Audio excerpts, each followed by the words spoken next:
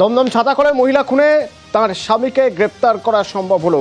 খুনের মোটিভ স্পষ্ট হয়ে যাচ্ছিল, খুনের উইটনেস রয়েছে, সাক্ষী রয়েছে, কিন্তু সেই অভিযুক্ত যে তাকে খুঁজে পাওয়া যাচ্ছিল না। অবশেষে গ্রেপ্তার। কিভাবে গ্রেপ্তার জানবো। সুদীপ্ত রয়েছে আমার সঙ্গে ফোনে। সুদীপ্ত, দেখো, গতকাল যে খবর সামনে আসে অতনু, যে দমকলের ছাতাকলে এক গৃহবধূ খুন এবং ছেলের সামনে গৃহবধূকে খুন করে তার স্বামী অমিত বসু এবং যাকে খুন করা হয় তার নাম বিউটি বসু। যে বিষয়টা দেখা যাচ্ছিল যে প্রাথমিকভাবে ময়না তদন্তের রিপোর্ট, সেই রিপোর্ট পুলিশের কাছে হাতে আসে এবং পারিবারিক বিবাদ থেকেই এই খুন বলে জানা যায় এবং পরবর্তী ক্ষেত্রে শ্বাসরোধ করে খুন এবং একটি আঘাতের চিহ্ন রয়েছে গলায়, এমনটাও কিন্তু পুলিশ সূত্রে জানা যাচ্ছে। এবং যেটা খবর যে নাগেরবাজার থানার পুলিশ তদন্ত শুরু করেছিল, মূলত ঘুঘুডাঙ্গা ফাঁড়ি, যে নাগেরবাজার থানার আন্ডারে, এবং তারাই কিন্তু তদন্ত করছিল। এবং গতকাল সিসিটিভি ফুটেজ দেখা হয় এবং আজকেই সেই স্বামী অমিত বসুকে গ্রেপ্তার করে ঘুঘুডাঙ্গা ফাঁড়ি। ধন্যবাদ।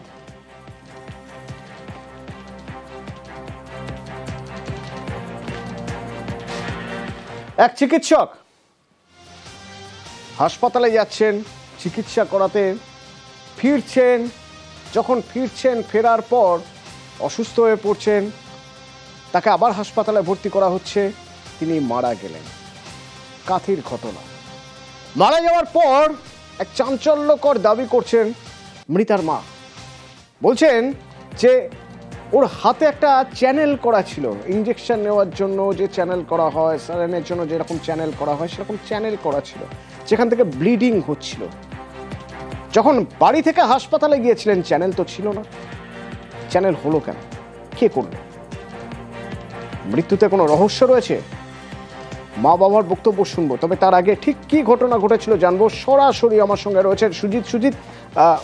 নিঃসন্দেহে বেশ কিছু প্রশ্ন উঠে আসছে, যে প্রশ্নের উত্তরগুলো খুঁজতে হবে এবার তদন্তকারীদের, সে প্রসঙ্গে যাব। তবে তার আগে সংক্ষেপে একটু ঘটনাটা জেনে নিতে চাইব।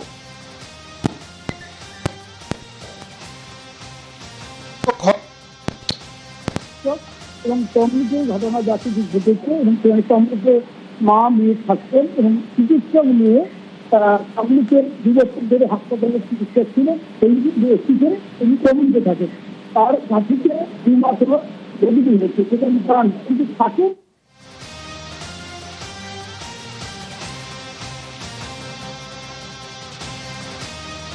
শালিনী দাস, অ্যানেস্থেসিস্ট,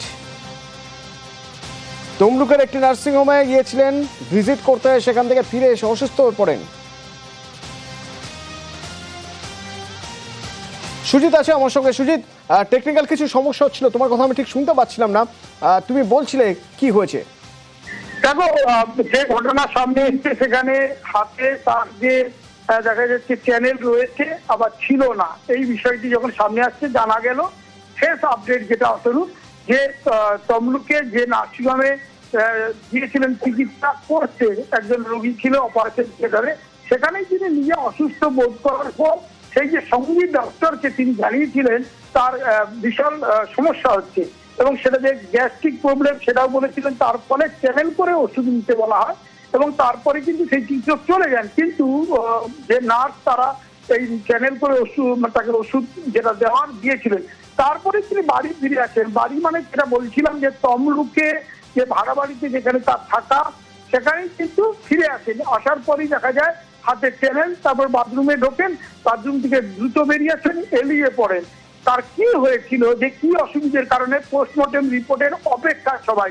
এখন পোস্টমর্টেম রিপোর্ট হাতে আসেনি, কিন্তু গোটা ঘটনাটা তদন্ত করে একদিকে পুলিশ দেখছে, অন্যদিকে স্বাস্থ্য দেখে শিওর হতে চাইছে যে ঘটনাটা কি হয়েছিল। আসলে সকালে কালকে কিন্তু একবারে সুস্থভাবে মহিষাদলের নার্সিংহোমে গিয়েছিলেন, সেখান থেকে তমলুকের নার্সিংহোমেও সুস্থভাবেই ছিলেন, কিন্তু সেখানে অনেকগুলো সমস্যা তৈরি হচ্ছে, এখানে অনেকগুলো প্রশ্ন তৈরি হয়ে যাচ্ছে। সুজিত, ধন্যবাদ।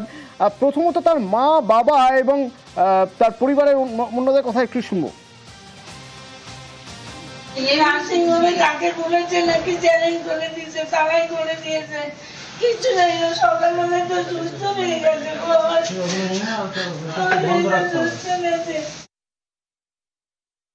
থেকে যখন বেরিয়েছে তখন ওর হাতে কোনো চ্যানেল ছিল না। আসার পর ওর চ্যানেলটা কে পড়ালো তাই আমরা ধরতে পারছি না, এবং ও পড়ে গিয়ে চ্যানেলটা বোধহয় ডিসপ্লেস একটু হয়েছিল, যার ফলে প্রচুর ব্লিডিং হয়। তারপরে তো হসপিটালে নিয়ে যাওয়ার পর ফুল এক্সপায়ার করে গেছে। এত শর্ট টাইমে এক্সপায়ার করার মতো আমরা করতে পারছি না, বিশ্বাস করতে পারছি না। কোথাও যেন একটা সন্দেহ হচ্ছে যে ট্রিটমেন্টের কোথায় বোধহয় কিছু একটা হয়েছে, গণ্ডগোল হয়েছে। পোস্টমর্টম রিপোর্ট ছাড়া আগে তো রিয়ালি কিছু বলতে পারছি না।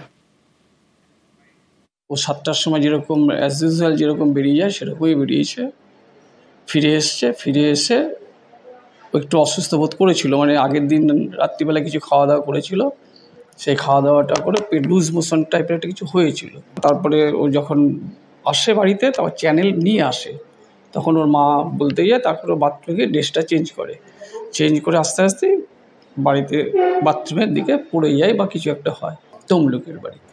অসুস্থ যদি মানে তাহলে তার কারোর নামে ব্লেম দিয়ে লাভ নেই। বাড়ি থেকে বেরিয়ে মহিষাদলের একটি নার্সিংহোমে প্রথম গিয়েছিলেন শালিনী। নার্সিংহোমের কর্ণধারের বক্তব্য শুনুন।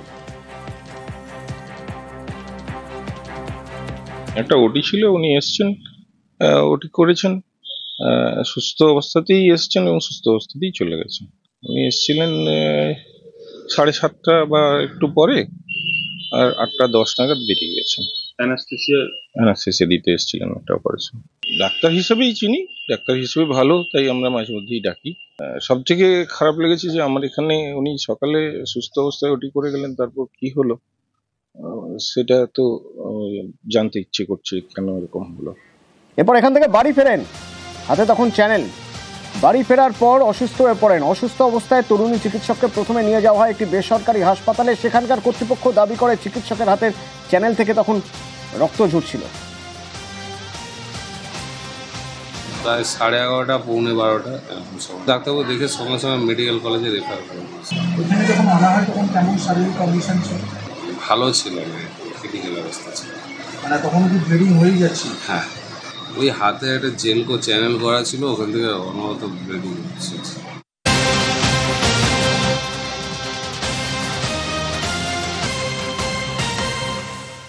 ব্রেকিং নিউজ আসছে। যেমন রাজনৈতিক দলগুলো তৎপর, তেমনই সুষ্ঠু অবাধ শান্তিপূর্ণ নির্বাচনের জন্য তৎপর নির্বাচন কমিশন। এবং জানা যাচ্ছে এসআইআর অর্থাৎ স্পেশাল ইন্টেন্সিভ রিভিশন আবহে এবার বুথ লেভেল অফিসার অর্থাৎ বিএলওদের নিয়ে একের পর এক অভিযোগ।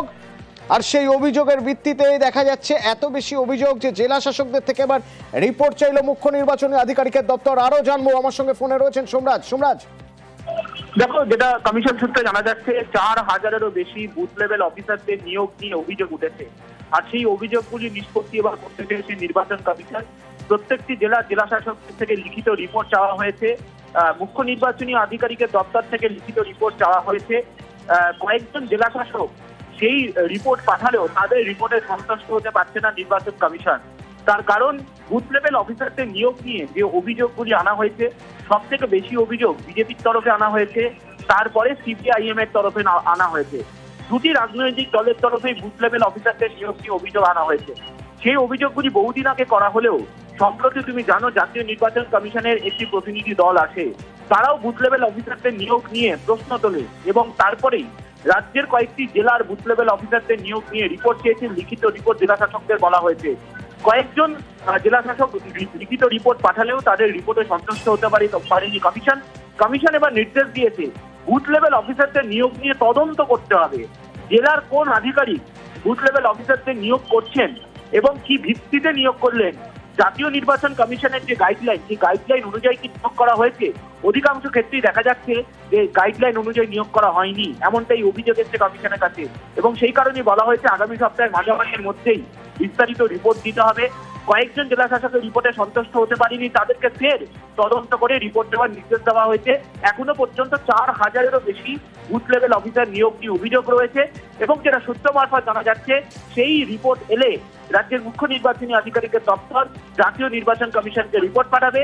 স্পেশাল ইন্টেন্সিভ ডিভিশন শুরু হওয়ার আগে বুথ লেভেল অফিসারদের নিয়ে এই অভিযোগ এবং সেই অভিযোগের প্রেক্ষিতে তদন্ত করে রিপোর্ট চাওয়া যথেষ্ট গুরুত্বপূর্ণ বলেই মনে করা হচ্ছে। ধন্যবাদ।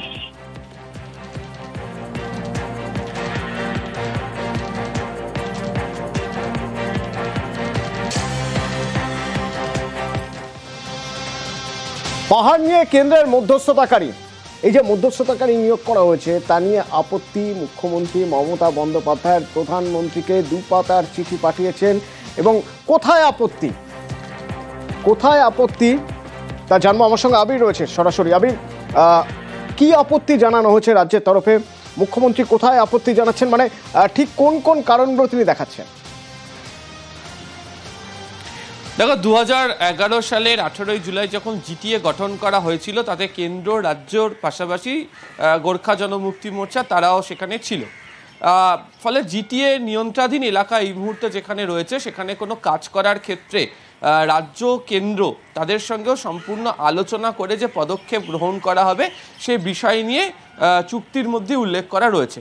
কিন্তু এক্ষেত্রে রাজ্যকে না জানিয়ে যেভাবে প্রাক্তন ডেপুটি এনএসএকে দায়িত্ব আনা হলো বা তাকেই মধ্যস্থতাকারী হিসাবে নিয়োগ করা হলো তাতেই রাজ্যের আপত্তি। এবং তাদের বক্তব্য যে যখন জিটিএ গঠন করা হয়েছিল তখনই তো সিদ্ধান্ত নেওয়া হয়েছিল যে সেখানকার পরিকাঠামোগত উন্নয়ন, শিক্ষা, ভাষা, তাদের যে জাতির যে বিভিন্ন ধরনের সংস্কৃতি রয়েছে, এছাড়া আরও বিশেষ কতগুলি কাজ করার ক্ষেত্রে মূলত হচ্ছে যা সামাজিক অর্থনৈতিক পরিকাঠামোর সঙ্গে সংযুক্ত সেই কাজ করতে গেলে উভয় পক্ষের সম্মতি নিয়ে সেই কাজটি করা হবে।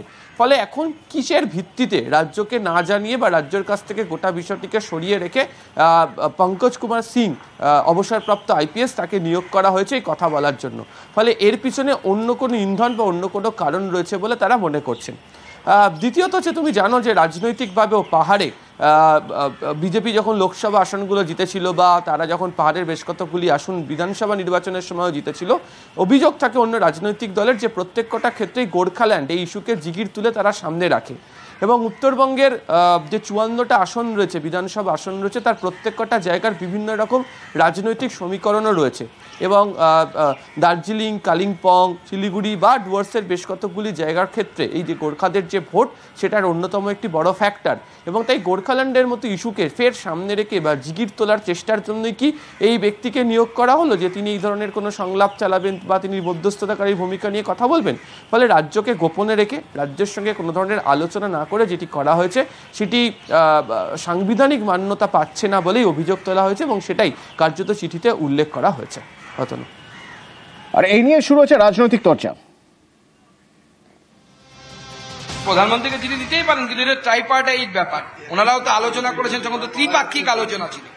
ত্রিপাক্ষিক আলোচনাতে তো কেন্দ্রের একজন প্রতিনিধিকে রাখতে হবে।